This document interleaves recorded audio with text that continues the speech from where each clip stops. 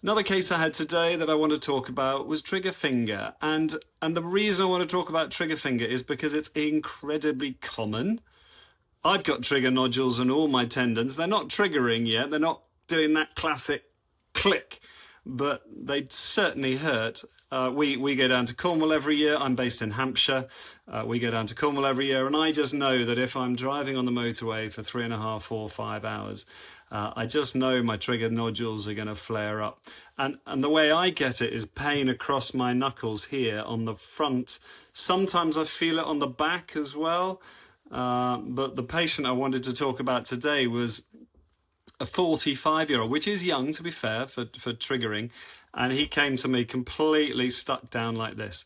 So he literally, he used to be able to open it up, but he can't open it up anymore. And he just said, look, it's too painful. I just put gloves on over the top of it. He's a mechanic. And I was like, why? How long has it been like that? And he said, oh, a couple of weeks, just cracked on really. And again, same with my last post. I just want to shout out that there is so much that we can do.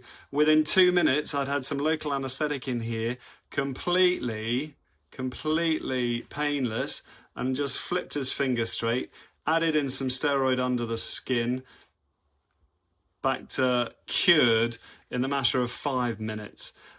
So with trigger finger, it's super simple. The algorithm goes, come and see somebody who knows what they're talking about.